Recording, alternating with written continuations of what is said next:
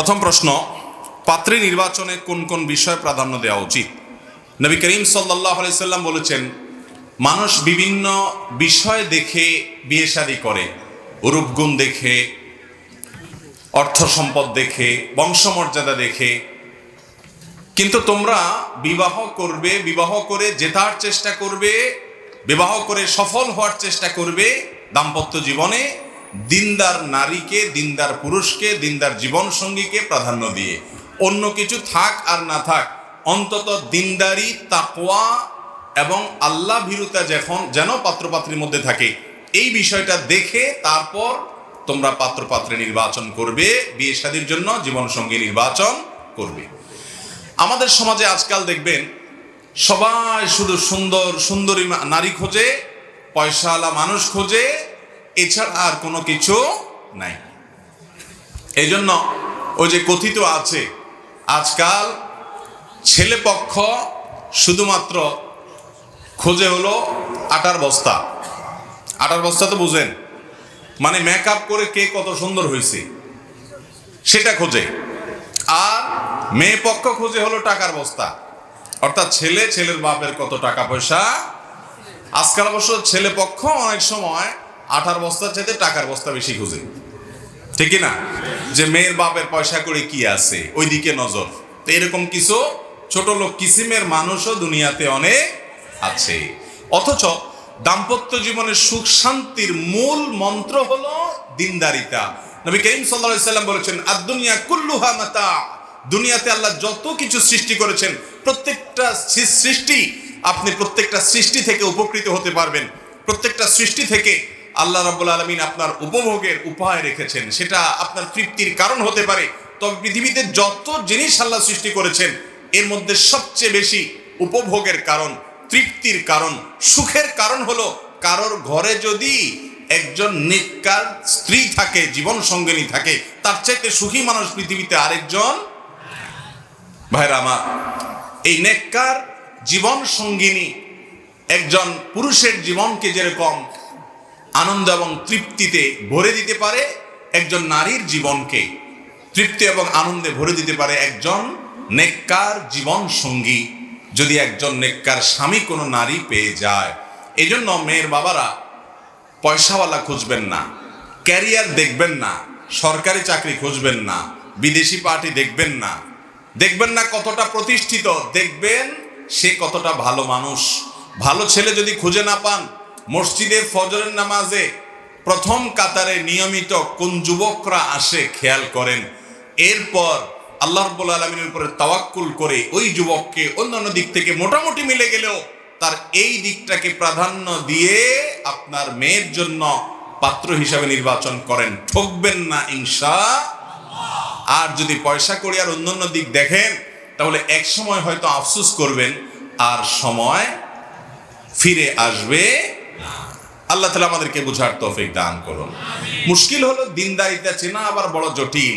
মুখে কতগুলো দাড়ি আর একটা লম্বা জুব্বা টুপি থাকার নামই দিনদারিতা না। মেয়ে বোরকা পরে, পর্দা করে, কোরআন পড়ে, এর নামই শুধুমাত্র দিনদারিতা না। দিনদারিতার অনেকগুলো দিক আছে যেগুলো খুব ডিপলি দেখতে হয়।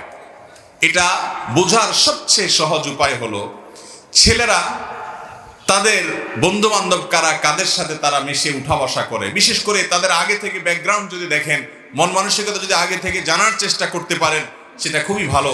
একই কথা মেয়েদের বেলায় প্রযোজ্য, যে তারা কোন মেয়েদের সাথে উঠা বসা করে, তাদের ব্যক্তিগত আমল ইবাদত কেমন, দৃষ্টিভঙ্গি কেমন। বিশেষ করে মেয়েদের ক্ষেত্রে দুনিয়ার চাহিদা যদি খুব বেশি না থাকে, অল্পে তুষ্ট থাকার গুণটা থাকে, তাহলে পাত্রী হিসাবে দিনদারিতার ক্ষেত্রে সে অনেক দূর অগ্রসর থাকে, তার ভিতরে যদি লোভ না থাকে। ছেলেদের ক্ষেত্রেও প্রায় একই কথা প্রযোজ্য, যে খাই ভাব যদি না থাকে এবং ধৈর্য ধারণ করার ক্ষমতা যদি থাকে, তাহলে সেক্ষেত্রে এই পাত্র পাত্রী নির্বাচন করতে হবে। বিশেষ করে তাদের ব্যক্তিগত আচার আচরণ কতটা জানা যায়, সেই চেষ্টা অব্যাহত রাখতে হবে। শুধুমাত্র বাহ্যিক লেবাস দেখে চেনার উপায় নেই। অনেক ছেলে আছে বাহ্যিক লেবাসে মাশাআল্লাহ, সে লেবাসে পোশাকে ভালো মুসলমান মনে হয়, কিন্তু আচার আচরণে ভেতরকার অবস্থা ভয়ঙ্কর। আছে না নাই? অনেক মেয়ে আছে পর্দা পর্শিদা মাশাআল্লাহ, বোরকা টোরকা পরে, দেখা যায় দিনদারিতে আছে। ফেসবুকের এই যুগে মেসেঞ্জারে কি কি কাজ চলে না চলে, এগুলা ধরা বড় কঠিন। এই জন্য ফেসবুক প্রোফাইল অ্যাক্টিভিটিস দেখলেও অনেক সময় অনুমান করা যায়। তো এই জন্য ভেতরকার খবর যতটা সম্ভব হয় জানার চেষ্টা করা, অল্পে তুষ্ট মানুষগুলোকে খুঁজে বের করা, আল্লাহওয়ালা হারাম থেকে বাঁচার জন্য চেষ্টা আছে কিনা, আর কিছু হোক না হোক তার সকল ডিসিশন সে আল্লাহ থেকে নেওয়ার চেষ্টা করে কিনা, রাসূল সাল্লাল্লাহু আলাইহি সাল্লাম থেকে নেওয়ার চেষ্টা করে কিনা, কোরআন আর হাদিসের সামনে নিজেকে পরিপূর্ণভাবে সঁপে দেওয়ার চেষ্টা করে কিনা, এই জিনিসগুলো দেখে নির্বাচন করবেন। আর সেই সাথে আল্লাহর কাছে দোয়া করতে ভুলবেন না। মনে রাখবেন, ছেলে হোক আর মেয়ে হোক, জীবনের আসল টার্নিং পয়েন্ট শুরু হয়ে যায় হলো বিয়ের পরে, হয় জয় নয় ক্ষয়। অমানুষ যদি কপালে পড়ে তো লাইফ বাকিটা প্রায় তেনা হওয়ার অবস্থা। আর যদি একটা ভালো মানুষ হয় তাহলে উঠে যাওয়া অনেক সহজ। পৃথিবীতে আল্লাহ তাআলা যত মানুষকে বড় করেছেন, দিনের ক্ষেত্রে হোক দুনিয়ার ক্ষেত্রে হোক, তাদের মা বাবার দোয়া সহযোগিতার পাশাপাশি তাদের স্বামী হলে মহিলা হলে স্বামী আর পুরুষ হলে তার উন্নতির জন্য স্ত্রীর সহযোগিতা ছাড়া তারা সাধারণত আগাতে পারে না।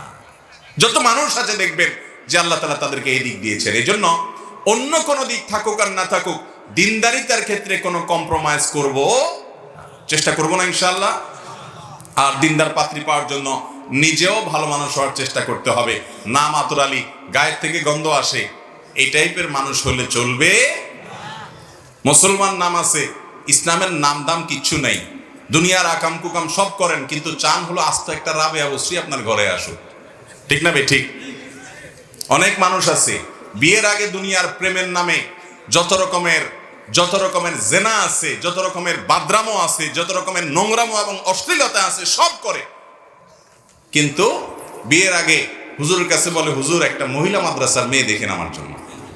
আছে না নাই? তো নিজে আকাম কুকাম করে আপনি একটা ফেরেশতা মেয়ে আশা করেন কিভাবে? যদিও আল্লাহ চাইলে অনেক অমানুষের কপালেও ভালো মানুষ দিয়ে দেয়। নিজে খারাপ মানুষ দেখে আবার মনে করেন না বউটা যেটা আসছে ওইটাও বোধহয় আমার দলেরই হবে, এরকম কোনো কথা। লূত আলাইহিস সালামের মতো নেককার মানুষের ঘরে খারাপ বউ ছিল, আবার ফেরাউনের মতো খারাপ মানুষের ঘরে আসিয়ার মতো নেককার বিবি ছিল।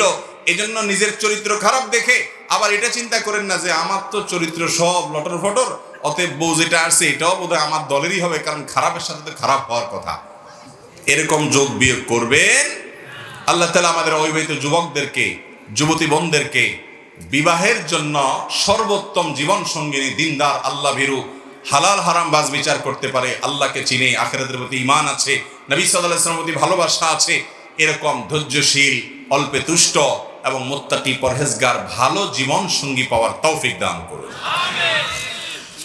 এরপরে প্রশ্ন হলো, কোনো ব্যক্তি বিবাহ করার পর যে কোনো কারণে তার স্ত্রীর সাথে দূরত্ব হয়ে যায়, তার সাথে যোগাযোগও বন্ধ হয়ে যায় এবং তার মোহরও নির্ধারণ করা হয় নাই, এমত অবস্থায় সে আরেকটি বিবাহ করেছে, তাহলে ওই স্ত্রীর ব্যাপারে কি হুকুম হবে?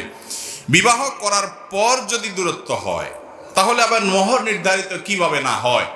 বিবাহ করার হয়েছে মানে মোহর তো নির্ধারিত হয়েছে। যদি কারোর মোহর নির্ধারণ করা ছাড়া বিবাহ হয়ে যায় তাহলে সেক্ষেত্রে ওই বিয়েতে ওই নারীকে মোহরে মিছিল দিতে হবে। যদি বিবাহের মোহর ঠিক হয় নাই কিন্তু প্রস্তাব হয়েছে, সম্মতি হয়েছে, দুজন সাক্ষীর উপস্থিতি ছিল, আগ্রহ হয়ে গেছে, তাহলে বিয়ে হয়ে গেছে, মোহরের উল্লেখ যদি না করা হয় তাহলে সেক্ষেত্রে ওই মেয়েকে মোহরে মিছিল পরিশোধ করে দিতে হবে। মোহরে মিছিল মানে হলো এই মেয়ের বোন এইরকম যোগ্যতার, এরকম গুণের, এরকম পড়ালেখার, এরকম কোয়ালিটির মেয়ের এই ফ্যামিলিতে এই আশেপাশে যেরকম মোহর হয়ে থাকে ওই রকম একটা মোহর নির্ধারণ করে সেটা দিতে হবে। ধরুন তার বোনরা একই রকমের পড়াশোনা, দেখতে শুনতে একই রকম, তার বোনদের বিয়েতে 3 লাখ টাকা মোহর ধার্য হয়েছে, তাহলে এই মেয়েকেও 3 লাখ টাকা দিতে হবে। এটাকে মোহরে মিছিল বলা হয় যদি মোহর ধার্য না হয়। আর যদি কোনো কারণে সম্পর্ক ছিন্ন হয়ে যায় তাহলে সেক্ষেত্রে তিনি আরেক জায়গা বিয়ে করতে পারেন। ছিন্ন হয় নাই, ঝুলে আছে, তাও পুরুষ আরেক জায়গা বিয়ে করতে পারেন, কিন্তু তাই বলে ওই প্রথম স্ত্রীকে ঝুলিয়ে রাখার কোনো অধিকার তার। অবশ্যই বিষয়টাকে চুকিয়ে ফেলতে হবে, হয় বিশুদ্ধ পদ্ধতিতে তালাক দিয়ে দিবে যাতে অন্যত্র বিয়ে বসতে পারেন তিনি। অনেক অমানুষ পুরুষ আছে, স্ত্রীর সাথে সম্পর্ক কোনো কারণে অবনতি হয়েছে, তালাকও দেয় না, আবার তার সাথে সংসারও করে না, তাকে ঝুলিয়ে রাখে। এরকম অমানুষ আছে না নাই? আল্লাহ তাআলা আমাদেরকে হেদায়েত দান করুন। অনেক পুরুষ এই স্ত্রীর প্রতি জুলুমের কারণে, অনেক বৃদ্ধ নামাজি কপালে দাগ পড়ে গেছে, দাড়ি পাকা বৃদ্ধ মানুষ আছেন, এক ওয়াক্ত নামাজও ছাড়েন না, 5 ওয়াক্ত জামাতের সাথে তাকবীরের সাথে প্রথম কাতারে পড়েন। অনেক এরকম চাচারা জাহান্নামে যাওয়ার কারণ হবে শুধুমাত্র ছেলের বউয়ের প্রতি জুলুম করার কারণে। অনেক বৃদ্ধা মহিলা আছেন, দিনদার, পরেজগার, তাসবিহ তাহলিল তেলাওয়াতে মাশগুল থাকেন মাশাআল্লাহ, কিন্তু ছেলের বউর বিরুদ্ধে ষড়যন্ত্র, বাদরামো, ছেলেকে উস্কে দেওয়া, নানা রকমের অশান্তি করা, এগুলোর কারণে তারাও জাহান্নামে যেতে হতে। একই কথা পুত্রবধূর জন্য প্রযোজ্য, যে শ্বশুর শাশুড়ির বিরুদ্ধে নিজের স্বামীকে উস্কে দিচ্ছে, ফুলিয়ে ফাঁপিয়ে নানান কথা বানায় বানায় বলে ভাই বোন থেকে দূরে সরাচ্ছে, মা বাপ থেকে দূরে সরাচ্ছে, এরকম কোপাল পড়া অনেক মহিলা পুত্রবধূও আছে। এদের প্রত্যেককে বান্দার হক নষ্ট করার কারণে আল্লাহর কাছে জবাবদিহি করতে। মনে রাখবেন, সিজদা করতে করতে কপালে দাগ ফেলে দেওয়া এবং দিনের অন্যান্য কাজ করে ফেলা শুধু এগুলোই জান্নাতে যাওয়ার জন্য যথেষ্ট নয়। আপনার দ্বারা যদি কারোর অধিকার নষ্ট হয়, সে আপনার পরিবারের কেউ হতে পারে, সে আপনার আত্মীয় স্বজন হতে পারে, অপরিচিত কেউ হতে পারে। মনে রাখবেন, যদি এরকম কোনো অপরাধ থাকে তাহলে আপনার ইবাদত বন্দেগী শুধুমাত্র আপনাকে জান্নাতে নিতে পারবে। আল্লাহ তাআলা আমাদেরকে বান্দার হক আদায় করার তৌফিক দান করুন। সবাই সচেতন থাকবো তো ইনশাআল্লাহ। এরপরে প্রশ্ন হলো, পাপাচারে জর্জরিত হলেও কোন দোয়া পড়লে আল্লাহ তাআলা সকল গুনাহ ক্ষমা করে দিবেন? ভাইরা আমার, কোরআন কারীমের সূরা নিসার 110 নম্বর আয়াতে আল্লাহ রাব্বুল আলামিন ইরশাদ করেছেন, আউযু বিল্লাহি মিনাশ শাইতানির রাজীম, ওয়া মান ইয়ামাল সুআন আও ইউযলিম নাফসাহু সুম্মা ইয়াস্তাগফিরুল্লাহ ইয়াজিদিল্লাহা গফুরুর রহিমা। যে ব্যক্তি খারাপ কোনো কাজ করবে, ওয়া মান ইয়ামাল সুআ, কোন অপরাধ করবে, খারাপ কাজ করবে, হারাম কোনো কাজে লিপ্ত হবে, আও ইয়াজলিম নাফসাহ, অথবা যে ব্যক্তি নিজের প্রতি নিজে অবিচার করেছে, অন্যায় করে পাপাচার করে জর্জরিত হয়ে গেছে, সুম্মা ইয়াস্তাগফিরুল্লাহ, এরপরে যদি সে আল্লাহর কাছে ইস্তেগফার করে, ক্ষমা প্রার্থনা করে, ইয়াজিদিল্লাহ গফুরুর রহিমা, সে আল্লাহ রাব্বুল আলামিনকে ক্ষমাশীল পাবে, অনুগ্রহকারী পাবে। যদি সে আল্লাহর কাছে মাফ চায় চাওয়ার মতো, তো সে দেখবে যে আল্লাহ তাআলা তাকে মাফ করে দিয়েছে, অনুগ্রহ করেছে, রহম করেছে। পৃথিবীর কোন আদালতের কাছে মানুষ যদি অপরাধ স্বীকার করে বলে আমি ভুল হয়েছে, আমাকে মাফ করে দেন, আদালত বা কোনো বিচারক দুনিয়ার বলবে না ঠিক আছে, অপরাধ সন্দেহাতীতভাবে প্রমাণিত হয়েছে, যেহেতু তিনি অনুতপ্ত হয়েছেন সেজন্য তাকে ক্ষমা করে দেওয়া হলো, এটা দুনিয়ার আদালত বলবে না। কিন্তু আল্লাহ রাব্বুল আলামিন আহকামুল হাকিমিন, বান্দা যত অপরাধ করুক, পাপ করুক, যদি তার কাছে ক্ষমা প্রার্থনা করে, লজ্জিত হয়, অনুতপ্ত হয়, মাথা অবনত করে, নিজেকে ভৎসনা করে, কেন আমি এই কাজ করলাম, এত খারাপ কাজ করলাম, এবং সংকল্প করে না আমার জীবনের রুট এবং মোড পরিবর্তন করব, আমার মোড় আমি চেঞ্জ করে ফেলবো, আমি ভিন্ন রুটে চলবো, আমি তওবা করব, ইস্তেগফার করব, তাকওয়ার পথে চলবো, হারাম পথ ছেড়ে দিব। যদি আল্লাহর কোনো বান্দা মনে মনে এভাবে নিয়ত করেন, কোনো যুবক ভাই যদি এরকম প্রতিজ্ঞা করেন যে আমার রুট আমি চেঞ্জ করে ফেলবো, মোড় পরিবর্তন করে ফেলবো, আল্লাহ রাব্বুল আলামিন যত অপরাধ করুক না কেন সকল অপরাধ মাফ করে দিবেন। আল্লাহ বলেছেন, লা তাকনাতু মির রাহমাতিল্লাহ, আল্লাহর রহমত থেকে আশাহত হইও না, ইন্নাল্লাহা ইয়াগফিরুয যুনুবা জামিআ, আল্লাহ সকল অপরাধ মাফ করে দিবেন।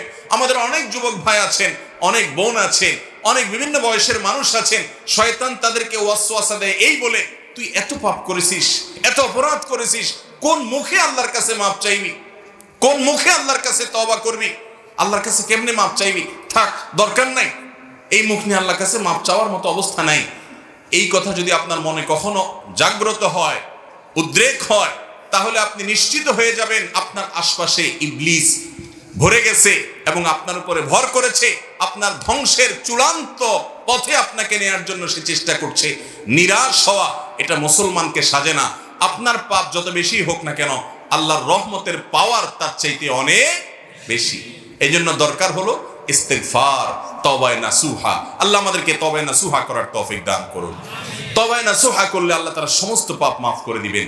সেটার জন্য প্রয়োজন হলো মন থেকে নিজের প্রতি নিজে ভৎসনা করা, যে আমি কেন করলাম, লজ্জিত হওয়া, অনুতপ্ত হওয়া, আল্লাহর কাছে কায়মনোবাক্যে মাপ চাওয়া, চোখের পানি দিয়ে, মালিক জাহান্নামের আগুন সহ্য করার মতো ক্ষমতা নাই।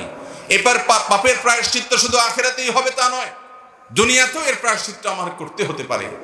আল্লাহ আপনি আমাকে মাফ করে দেন, আমি আর কখনো করব না। দুনিয়ার আদালত মাফ না করলেও আল্লাহ রাব্বুল আলামিন ওয়াদা করেছেন ইয়াজিদিল্লাহ গফুরুর রহিমা। নিজের প্রতি নিজে অবিচার করার পর, খারাপ কাজ করার পর তওবা করে মাফ চাইলে আল্লাহ তাআলা মাফ করে দিবেন এবং অনুগ্রহ করবেন ইনশাআল্লাহ। ভাইরা আমার, আল্লাহর কাছে মাফ চাওয়ার জন্য মনের এই অবস্থা হতে হবে, এটা হলো মূল বিষয়। এর পাশাপাশি ইস্তেগফারের দোয়াও নবী করিম সাল্লাল্লাহু আলাইহি ওয়াসাল্লাম শিক্ষা দিয়েছেন। ইস্তেগফারের জন্য সবচেয়ে শ্রেষ্ঠ দোয়া হলো সাইয়্যিদুল ইস্তেগফার। সাইয়্যিদুল ইস্তেগফার হলো আল্লাহর কাছে ক্ষমা প্রার্থনার যত দোয়া আছে এর ভিতরে সবচেয়ে সেরা এবং শ্রেষ্ঠ দোয়া। শিখতে চান? আমরা অনেকে জানি আলহামদুলিল্লাহ, প্রত্যেক ইমানদারের এই দোয়া মুখস্থ করা উচিত। সাইয়্যিদুল ইস্তেগফারের যে মর্ম, এর যে অর্থ, এটা যদি আপনি লক্ষ্য করেন আপনি দেখবেন সুবহানাল্লাহ, অত্যন্ত মর্মস্পর্শী, হৃদয়স্পর্শী, একেবারে অন্তরকে গলিয়ে দেওয়ার জন্য যথেষ্ট এরকম একটি দোয়া। আল্লাহুম্মা আনতা রব্বি, হে আল্লাহ আপনি আমার রব, আপনার সাথে আমার সম্পর্ক হলো আমি আপনার গোলাম আর আপনি আমার পালনকর্তা, আপনি আমার রব, আমি এটা স্বীকারোক্তি করছি। আল্লাহুম্মা আনতা রব্বি লা ইলাহা ইল্লা আন্ত, আল্লাহ আপনি ছাড়া সত্যিকারের কোনো মাবুদ নাই, ইবাদত আর দাসত্ব গোলামি করার উপযুক্ত একমাত্র আপনি, আর কেউ নাই, এই তাওহীদের সাক্ষ্য আমি দিচ্ছি। খালাকতানি, আল্লাহ আপনি আমাকে সৃষ্টি করেছেন, আপনি আমাকে সৃষ্টি করেছেন। ওয়া আনা আবদুক, আমি আপনার গোলাম। ওয়া আনা আলা আহদিকা ওয়া ওয়া'দিকা মাসতাতা'ত, আল্লাহ আমি আপনার সঙ্গে কৃত যে ওয়াদা আছে, আমি যে সৎ পথে চলার প্রতিজ্ঞা করেছি, আমি যে ঈমান এনেছি, আমি যে স্বীকারোক্তি দিয়েছি যে আপনি আমার রব, এই ওয়াদার উপর, আপনার সঙ্গে করা অঙ্গীকারের উপরে যতটুকু সম্ভব আমি থাকার চেষ্টা করেছি। তবে এটা ঠিক যে আমি যতই চেষ্টা করি না কেন, যতই আমি প্রচেষ্টা চালাই না কেন, আমার দ্বারা অনেক অপরাধ হয়ে গেছে, অনেক গুনাহ হয়ে গেছে। আউযু বিকা মিন শাররি মা সানাত, আল্লাহ আমি যা করেছি পাপাচার, অপকর্ম, গুনাহ, অপরাধ, আমার এই কর্মের যে ফল হতে পারে, এটার যে চরম পরিণতি হতে পারে, এর যে অনিষ্ট হতে পারে, এটা থেকে আমি আপনার কাছে পানাহ চাই। আল্লাহ আমাকে যেন সেই ক্ষতি স্পর্শ না করে আপনি মাফ করে দেন। খালাকতানি ওয়া আনা আবদুক ওয়া আনা আলা আহদিকা ওয়া ওয়া'দিকা মাসতাতা'ত আউযু বিকা মিন শাররি মা সানাত, আমি যা করেছি এর ক্ষতি থেকে আপনার থেকে পানাহ চাই। আউযু বিকা মিন শাররি মা সানাত আবুউ লাকা বিনি'মাতিকা আলাই, আল্লাহ আপনি আমার প্রতি যে নেয়ামত দিয়েছেন আমি স্বীকার করি। ওয়া আবুউ লাকা বিযামবি, নেয়ামত ভোগ করার পরেও প্রতি মুহূর্তে নেয়ামত ভোগ করে চলেছি, কত দুর্ঘটনা আমাকে পেতে পারে, কত অ্যাক্সিডেন্ট হতে পারে, এই সব থেকে আপনি রক্ষা করছেন, সব নেয়ামত আমি ভোগ করছি, স্বীকার করি। ওয়া আবুউ লাকা বিযামবি, নেয়ামত ভোগ করার পরে আবার অপরাধ করছি, সেটাও স্বীকার করি। ওয়া আবুউ লাকা বিযামবি ফাগফিরলি, অতএব আপনি আমাকে মাফ করে দিন। ফাইন্নাহু লা ইয়াগফিরুয যুনুবা ইল্লা আন্ত, কারণ আপনি ছাড়া আর কেউ মাফ করতে পারে না। আল্লাহুম্মা আনতা রব্বি লা ইলাহা ইল্লা আন্ত খালাকতানি ওয়া আনা আবদুকা ওয়া আনা আলা আহদিকা ওয়া ওয়া'দিকা মাসতাতা'ত, আমি আপনার গোলাম, আপনার অঙ্গীকারের উপরে থাকছি যতটুকু সম্ভব। ওয়া আনা আবদুকা ওয়া আনা আলা আহদিকা ওয়া ওয়া'দিকা মাসতাতা'ত আউযু বিকা মিন শাররি মা সানাত আবুউ লাকা বিনি'মাতিকা আলাই ওয়া আবুউ লাকা বিযামবি ফাগফিরলি ফাইন্নাহু লা ইয়াগফিরুয যুনুবা ইল্লা আন্ত। ভাইরা আমার, সাইয়্যিদুল ইস্তিগফারের অর্থের দিকে যদি তাকিয়ে এর অর্থ বুঝে যদি একটু পড়েন, কাষ্ঠ হৃদয়ও গলে যাবে, চোখে পানি আসবে, আল্লাহ তাআলার কাছে কেমন বাক্যে ক্ষমা চাওয়া হবে। এই সাইয়্যিদুল ইস্তিগফার যদি কেউ সকালে পড়ে, অন্তর থেকে বিশ্বাস করে আল্লাহর কাছে কেমন বাক্যে এভাবে নিজেকে তুচ্ছ এবং অপরাধী হিসাবে আল্লাহর কাছে প্রমাণিত করে, পেশ করে, উপস্থাপন করে যদি কেউ ক্ষমা চায়, তো নবী সাল্লাল্লাহু আলাইহি ওয়াসাল্লাম বলেছেন, সকালে যদি এইভাবে কেউ পড়ে, দিনভর কোনো সময় যদি তার মৃত্যু হয় ওই দিনের মধ্যে, তাহলে সে ব্যক্তি আহলুল জান্নাহ বা জান্নাতের অধিবাসী হবে ইনশাআল্লাহ। আর যদি সন্ধ্যায় কেউ এইভাবে এরকম বিশ্বাসের সাথে বুঝে শুনে অর্থ সহকারে পড়ে আর ওই রাতের ভিতরে কারো মৃত্যু হয়, তাহলেও সে জান্নাতের অধিবাসী হবে ইনশাআল্লাহ। এই জন্য সকাল সন্ধ্যায় সাইয়্যিদুল ইস্তিগফার পড়া ছাড়বো না। এছাড়া আরেকটা ইস্তিগফার আছে, সাইয়্যিদুল ইস্তিগফার অন্য সময় পাঠ করা যায়, আরেকটা ইস্তিগফার আছে, সেটাও নবী করিম সাল্লাল্লাহু আলাইহি ওয়াসাল্লাম শিক্ষা দিয়েছেন, সেটি হলো আস্তাগফিরুল্লাহাল্লাযী লা ইলাহা ইল্লা হুয়াল হাইয়ুল কাইয়্যুম ওয়া আতুবু ইলাইহি বা আতুবু ইলাইক, যার অর্থ হলো আস্তাগফিরুল্লাহাল্লাযী লা ইলাহা ইল্লা হুয়াল হাইয়ুল কাইয়্যুম, ওই আল্লাহর কাছে ক্ষমা প্রার্থনা করছে যিনি ছাড়া সত্যিকারের কোনো মাবুদ নাই, আল হাই যিনি চিরঞ্জীব, আল কাইয়ুম, সব কিছুকে টিকিয়ে রেখেছেন তিনি, সেই মহান সত্তা, তার কাছে আমি ক্ষমা প্রার্থনা করছি। আস্তাগফিরুল্লাহ আল্লাযী লা ইলাহা ইল্লা হুয়াল হাইয়ুল কাইয়ুম ওয়া আতুবু ইলাইক, এবং তোমার কাছে আমি ক্ষমা প্রার্থনা করছি। এটা হলো মিডিয়াম সাইজের ইস্তিগফার। সাইয়্যিদুল ইস্তিগফার হলো বড় সাইজের, আর সবচেয়ে ছোট আকারের ইস্তিগফার হলো আস্তাগফিরুল্লাহ ওয়া আতুবু ইলাইহি, আস্তাগফিরুল্লাহ ওয়া আতুবু ইলাইহি। শুধু আস্তাগফিরুল্লাহ বললেও ইস্তিগফার হবে, উত্তম হয় আস্তাগফিরুল্লাহ ওয়া আতুবু ইলাইহি। এটাও বিভিন্ন হাদিস দ্বারা প্রমাণিত। আমরা এই ইস্তিগফারগুলো নিয়মিত করব তো ইনশাআল্লাহ। যে আমলগুলো নবী করিম সাল্লাল্লাহু আলাইহি ওয়াসাল্লাম সবচেয়ে বেশি করতেন এর মধ্যে ইস্তিগফার। তিনি বলেছেন, আল্লাহর শপথ, আমি প্রতিদিন 70 বারেরও বেশি ইস্তিগফার করি। নবী সাল্লাল্লাহু আলাইহি ওয়াসাল্লাম, তাকে আল্লাহ তাআলা গুনাহ থেকে, পাপ থেকে আল্লাহ তাআলা মুক্ত রেখেছেন। তিনি যদি 70 বারের বেশি ইস্তিগফার করেন, তাহলে আমাদের কি পরিমাণ ইস্তিগফার করা উচিত। এজন্য চলতে ফিরতে উঠতে বসতে ইস্তিগফার করব তো ইনশাআল্লাহ। যারা পাপাচারে জর্জরিত, সাইয়্যিদুল ইস্তিগফারটা বেশি পড়বেন। 2 রাকাত সালাত আদায় করে আল্লাহর কাছে ক্ষমা চাইবেন, আল্লাহ তাআলা সমস্ত গুনাহ মাফ করবেন ইনশাআল্লাহ। এরপর প্রশ্ন হলো, আমার বাবা কিছুদিন আগে মারা গেছেন, ঠিকমতো আমল করতে পারেননি। এখন ছেলে হিসেবে আমার কি কি দায়িত্ব আছে, যে কারণে আল্লাহ তাআলা আমার বাবাকে জান্নাত দান করেন? এরকম কোনো আমল আছে কি? আর আমি গুনাহ করলে কি আমার বাবার কবরে কোনো আযাব হবে এই কারণে? ভাইরা আমার, আপনি নিজে নেককার হন, আপনার বাবার কবরে আল্লাহ তাআলা জান্নাতের সাথে কানেকশন করে দেয়। এটা যদি চান, তাহলে আপনার নিজেকে নেককার হতে হবে, ভালো হতে হবে। কারণ নবী আলাইহিস সালাম বলেছেন, মানুষের মৃত্যুর পর তার সমস্ত আমলের দুয়ার বন্ধ হয়, সে আর আমল করতে পারে না। তবে 3টা আমলের ধারা, এর সওয়াব তার আমলনামায় যেতে থাকে এবং মৃত ব্যক্তি উপকৃত হতে থাকে। এর ভিতরে একটা হলো নেককার সন্তান দুনিয়াতে যদি বাবার জন্য দোয়া করে, তাহলে আগে নেককার হতে হবে সন্তানকে, নামাজি হতে হবে, রোজাদার হতে হবে, পাপাচার পরিত্যাগকারী হতে হবে। এরপরে যদি হাত তুলে আল্লাহর কাছে বাবার জন্য দোয়া করে, তাহলে এই দোয়া ওই ব্যক্তির আমলনামাতে সওয়াব যোগ করবে। কোন কোন বর্ণনা থেকে আমরা জানতে পারি, নবী আলাইহিস সালাম থেকে বর্ণিত হয়েছে, অনেক মানুষকে কবরে তিনি জান্নাতি হলে তার মর্যাদা বৃদ্ধি করা হবে, এবং তিনি বলবেন, কিভাবে বৃদ্ধি হলো? আমি তো দুনিয়া থেকে চলে আসছি, আমার তো আমলের সুযোগ নাই, নিজের ক্লাস উন্নয়ন করার তো আর স্কোপ নাই, কিভাবে আমার ক্লাসের উন্নতি হলো জান্নাতি হিসেবে? তখন বলা হবে, তোমার সন্তান দুনিয়াতে যে নেককার রেখে আসছো, সে যে নেক আমল করেছে, তোমার জন্য দোয়া করেছে, ওই জন্য আল্লাহ তাআলা তোমার মর্যাদা বৃদ্ধি করেছে। এই জন্য বাবা মার কবরে আল্লাহ তাআলা সুখ শান্তি দেখ, আল্লাহ তাআলা তাদের রূহকে শান্তিতে রাখুন, আল্লাহ তাআলা তাদের উপরে শান্তি বর্ষণ করুন, জান্নাতি করুন। এটা যদি চান, তাহলে নিজে ভালো পথে চলুন, 5 ওয়াক্ত সালাত আদায় করুন, নামাজ পড়েন, হক হালালে চলেন, হারাম থেকে বেঁচে চলেন, এবং ইস্তিগফার করেন, কোরআন তেলাওয়াত করেন, ইসলামের উপরে পরিপূর্ণ জীবন যাপন করেন, পাশাপাশি মা বাবার জন্য দোয়া করেন। এর চাইতে উপকারী আর কিছু হতে পারে না। এই কাজটা সবচেয়ে বেশি করবেন ইনশাআল্লাহ। আর যদি সন্তান হিসাবে আপনি কোনো অপরাধ করেন, আপনার অপরাধের দায় আপনার বাবা মার উপরে চাপবে না, কারণ আল্লাহ বলেছেন, ও আল্লাহ তাযরু ওয়াজিরাতুন বিজরা উখরা, একজন আরেকজনের পাপের বোঝা বহন করেন। আল্লাহ তাআলা এই জুলুম করেন না, কারণ পাপ করছে একজন, আরেকজনকে শাস্তি আল্লাহ কেন দিবেন?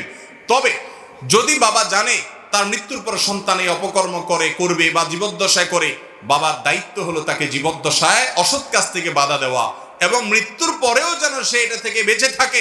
এজন্য ওসিয়ত করে যাবেন যে আমি তোমাকে ওসিয়ত করে গেলাম। এরপরও যদি আপনি অপরাধ করেন, তার জন্য বাপের কোনো অপরাধ বা এর জন্য কোনো শাস্তি হবে না ইনশাআল্লাহ। অতএব যারা বাবা আছেন, সন্তানদেরকে অসৎ কাজ থেকে বাধা প্রদান করবেন। অনেক মুরব্বীরা আছেন, মসজিদে প্রথম কাতারে এসে নামাজ পড়েন, মাশাআল্লাহ, সবই ঠিক আছে, দাড়ি রাখেন, কোরআন তেলাওয়াত করেন, দিনের কাজ করার চেষ্টা করেন অনেক, কিন্তু নিজের ছেলেটা নামাজ পড়ে না, মেয়েটা পর্দা করে না, পরিবারের সদস্যরা দিনের উপরে চলে না, তাদের কপালে ভাঁজটা পর্যন্ত পড়ে না, তারা এগুলো দেখেও না দেখার ভান করে। ছেলে মেয়ে তারা যদি দিনের পথে না আসে, এর জন্য মা বাবাকে জবাবদিহি করতে হবে। কারণ মা বাবার উপরে কর্তব্য হলো তাদের অধীনস্থদেরকে দিনের পথে পরিচালিত করতে সহযোগিতা করা। অনেকে আছে শুধুমাত্র সারাদিন ঘেউ ঘেউ করে, শুধুমাত্র আচরণ খারাপ করে, নামাজ পড়ে না দেখে। এটা হবে না, তাদেরকে গরমে নরমে বিভিন্নভাবে বোঝাতে হবে, দরদ দিয়ে, মায়া দিয়ে, স্নেহ দিয়ে, ভালোবাসা দিয়ে চোখের পানি ফেলতে হবে। অনেক মা পৃথিবীতে আছেন যাদের সন্তানরা হেদায়েতের উপরে ছিল না। আমাদের পরিচিত অনেক বন্ধু বান্ধব আছেন, বাংলাদেশের প্রখ্যাত ব্যক্তিবর্গ আছেন, এক নামে আপনারা সবাই চিনবেন, হেদায়েতের উপরে ছিলেন না, কিন্তু মায়ের চোখের পানি এত ফেলেছেন, আল্লাহ তাআলা সেটাকে বৃথা যেতে দেন নাই। আল্লাহ তাআলা হেদায়েত দিয়েছেন। এখন বড় দায়ী হয়েছেন। অনেক দৃষ্টান্ত আমাদের সামনে আছে, আমি কারোর নাম উল্লেখ করতে চাই না। এজন্য মা বাবারা সন্তানের জন্য সেই চেষ্টা করতে হবে। যদি না করেন এবং আপনি যা তাকে বিপদগামী হতে নীরব থেকে একরকমের সমর্থন জুগিয়ে থাকেন, তাহলে মনে রাখবেন এর দায় আপনাকেও মৃত্যুর পরে বহন করতে হতে পারে। আল্লাহ তাআলা আমাদের সবাইকে সাবধান হওয়ার তৌফিক দান করুন, সতর্ক হওয়ার তৌফিক দান করুন। বর্তমান সময়ে টুপির ব্যবহার মুসলমানদের মধ্যে এক একজন এক এক রকম করে থাকে। এর মধ্যে কি এটাই বোঝায় যে এক একজন এক এক তরিকার লোক? আমি তো দ্বন্দ্বের মধ্যে আছি, বোঝানোর চেষ্টা করবেন দয়া করে। ভাই, টুপি একরকম পরলেই হলো। টুপি এটা সুন্নতে আদা না সুন্নতে ইবাদা, এটা নিয়ে মুহাক্কিক উলামায়ে কেরামের মধ্যে একাধিক ভিন্ন মত আছে। অনেক উলামায়ে কেরাম বলেন টুপি নবী করিম সাল্লাল্লাহু আলাইহি সাল্লাম সাহাবায়ে কেরাম পরেছেন, এটি ঠিক, কিন্তু এটাকে ইবাদত হিসাবে পরেছেন এমনটি তারা মানতে নারাজ। কারণ নবী করিম সাল্লাল্লাহু আলাইহি সাল্লাম টুপি পরলে সওয়াব হবে, বিশেষ নেকি হবে, পড়ার জন্য নির্দেশ দিয়েছেন, উৎসাহ দিয়েছেন, এমন কোনো বর্ণনা পাওয়া যায় না। তখনকার মানুষ যারা ছিলেন, মুসলমানরাও পড়তেন, অমুসলমানরাও পড়তেন, তখন এটা তাদের একটা সবার একটা কালচার ছিল, এমন না যে শুধু মুসলমানরাই পড়তেন আর কেউ পড়তেন না। তো যাই হোক, এই জন্য অনেক উলামায়ে কেরাম বলেন নবী করিম সাল্লাল্লাহু আলাইহি সাল্লাম পড়তেন, সাহাবীরা পড়তেন, সেই মহব্বতে আপনি টুপি পরলে অবশ্যই সওয়াব পাবেন, কারণ এটা নবীজির মহব্বতে আপনি করেছেন। কিন্তু অনেক উলামায়ে কেরাম বলেন শুধু তাই নয়, এটা সুন্নতে ইবাদা, সুন্নতে আদা শুধু নয়, নবী সাল্লাল্লাহু আলাইহি সাল্লাম পড়েছেন, সাহাবীরা পড়েছেন, শুধু এইটুকুর উপরে ভিত্তি করেই আপনি এই টুপিকে সুন্নাহ হিসাবে, আমল হিসাবে, পোশাক হিসাবে গ্রহণ করবেন, এটা ইসলামের শিষ্টাচারের অন্তর্ভুক্ত। তাই বলে টুপির কোনো বিশেষ ধরন ইসলাম ঠিক করে দেয় নাই। অতএব টুপির ধরন যাই হোক না কেন, সেটা টুপির কাজ যদি দেয় এবং বিধর্মীদের সাথে কোনো সাদৃশ্য গ্রহণ না করে, যেমন ইয়াহুদিদের বিশেষ রকমের টুপি আছে, এরকম কোনো কিছু যদি না হয়, তাহলে সেক্ষেত্রে যে কোনো টুপি পরলেই হবে। আমাদের দেশে এক এক তরিকার মানুষ এক এক রকমের টুপি পরে, এটা ঠিক যে এক এক পথের অনুসারী দেখা যায় যে তারা এক রকমের টুপি পরে, আরেকজন আরেক রকমের টুপি পরে। তো এই টুপি পরার ক্ষেত্রে কেউ তো আর এই বিশ্বাস রাখে না যে এই টুপিটা পরলে, আমরা যে টুপিটা পরি এরকম টুপি পরলে সওয়াব হবে, পাঁচকল্লি পরলে সওয়াবটা বেশি হবে, জালি টুপি পরলে সওয়াবটা কম হবে, আর যে শক্ত যেটা আপনার বক্সের মতো মাথা, এটা পরলে আবার সওয়াবটা কম হবে, এরকম কোনো কথা দুনিয়াতে কেউ বলে না। অতএব এগুলোর পার্থক্যের কারণে সওয়াবের কোনো কম বেশি। কিন্তু আমরা যদি এই টুপি দিয়েও ডিভাইড করি, নিজেদের মধ্যে পার্থক্য করি, তো এর চাইতে দুঃখজনক অধ্যায় মুসলমানদের জন্য আর কিছু হতে পারে না। টুপি দিয়েও যদি ডিভাইড করি, আল্লাহু আকবার, যেই রকমের টুপির পরুক না কেন, আমার মুসলমান ভাই, সে আমার আপন, তাকে আমি বুকে টেনে নিব, আমার দলের কিনা, আমার গ্রুপের কিনা। অনেকে টুপি দেখে নির্বাচন করে যে হ্যাঁ, আমি যেরকম টুপি পরি, আমাদের লোকজন যেরকম টুপি পরে, আমার দলের লোকজন ওইরকম টুপি পরে কিনা, ওইটা দেখে সে মনে খুশি হয়ে যায় যে এটা তো আমার দলের লোক। আহা, ডক্টর খন্দকার আব্দুল্লাহ জাহাঙ্গীর রহমাল্লাহ বলতেন যে আমাদের গণ্ডিটাকে আর একটু বড় করে নেই, আমার দল তো ছোট গণ্ডি, আমি মুসলমান, আমার গণ্ডি তো আরো বড়। যতজন আহলে কেবলা, যতজনকে মুসলমান বলা যায়, আহলে সুন্নাত জামাতের অনুসারী, তারা সবাই আমার, তারা কেউ আমার পর না, তারা সবাই আমার আপন। এই গণ্ডির মধ্যে থেকে আমাদের মধ্যে ভিন্ন মত থাকতে পারে। আচ্ছা, বিভিন্ন মত, বিভিন্ন গ্রুপের আলেমদের মধ্যে আবার নিজস্ব ভেতরগত অন্তর্দ্বন্দ্ব যেটাকে বলে, বিভিন্ন গ্রুপিং যেটাকে বলে, এটা আছে না নাই? কিন্তু এটা কোথাও কেউ প্রকাশ করে না, ঠিক না ঠিক? মনে করেন কথার কথা কওমি মাদ্রাসা, তো কওমি মাদ্রাসার আলেমদের মধ্যেও আবার বিভিন্ন রকমের চিন্তাধারা, ছোটখাটো বিচ্ছিন্ন বিষয় নিয়ে আছে না নাই? কিন্তু এটা চান না তারা যে বাহিরে প্রকাশ হোক। আলিয়া মাদ্রাসা যারা পড়েন, তারা কি সবাই এক চিন্তার লোক হন? এক চিন্তার না। আহলে হাদিস ভাই যারা, তারা কি সবাই সব দিক থেকে একমত? অনেক বিষয়ে নিজেদের মধ্যে মত পার্থক্য আছে না নাই? কিন্তু তারা চেষ্টা করেন তাদের সে মত পার্থক্য যেন তাদের মধ্যে সীমাবদ্ধ করে থাকে, অন্যদের মধ্যে যেন না যায়। ঠিক একইভাবে যারা হানাফি, তারা চেষ্টা করেন যে আমাদের মত পার্থক্যটা আহলে হাদিস ভাইরা না জানুক। এরকম যত গ্রুপ বলয় আছে, সবার মধ্যে বিতর্কিত অন্তর্দ্বন্দ্ব আছে, তো এটাকে আমরা চাই অন্য কেউ না জানুক। তো ভাইরা আমার, আমরা তো দিন শেষে সবাই মুসলমান ভাই, আমাদের মধ্যে যে মত পার্থক্য আছে এটা আমরা ফেসবুকে উন্মুক্ত ময়দানে বলা বলি না করি, কারণ যদি বলা বলি কারণ অন্য কেউ জেনে যাবে, ভিন্ন ধর্মের মানুষে জেনে যাবে, ইসলামের দুশ্মনরা জেনে যাবে, মুসলমানের দুশ্মনরা জেনে যাবে, যারা আপনারও দুশ্মন আমারও দুশ্মন, সব মত পথের মুসলমানদের দুশ্মন, তাদেরকে জানায় দিলে আমাদের লাভ নাই, লস আছে।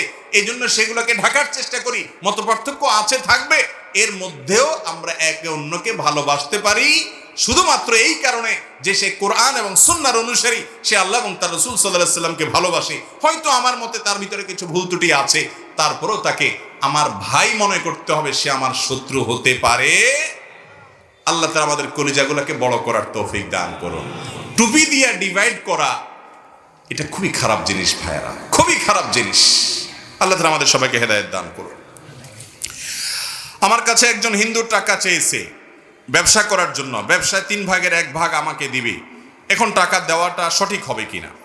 হিন্দু ধর্মাবলম্বন করুক কিংবা খ্রিস্টান ধর্মাবলম্বন করুক বা যে কোনো ধর্মের অনুসারী হোক, যে কোনো ধর্মের মানুষের সাথে আর্থিক যে কোনো লেনদেন করা ইসলামে জায়েজ আছে। হালাল লেনদেন যদি হয় তাহলে কোনো মুসলমানের সাথে লেনদেন করতেও অসুবিধা নেই। নবী করিম সাল্লাল্লাহু আলাইহি সাল্লাম দুনিয়া থেকে চলে গেছেন, অথচ তার যে লৌহ বর্ম ছিল সেটা বন্ধক ছিল একজন ইহুদির কাছে।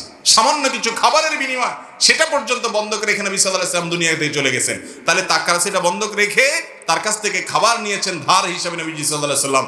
এটা যদি জায়েজ হয় তাহলে বোঝা গেল ভিন্ন ধর্মাবলম্বী মানুষের সাথে বিভিন্ন রকমের আর্থিক লেনদেন, কেনা বেচা, ব্যবসা বাণিজ্য করাতে অসুবিধা নাই। এরপরে প্রশ্ন হলো, আমি একজন ছোট ব্যবসায়ী, নাম বলবো না, অনেক নেতা আমার নিকট থেকে বাকি নিয়ে টাকা দেয় না, কিন্তু নামের আগে হাজি উপাধিও লাগায়, আমি চাইতেও পারি না।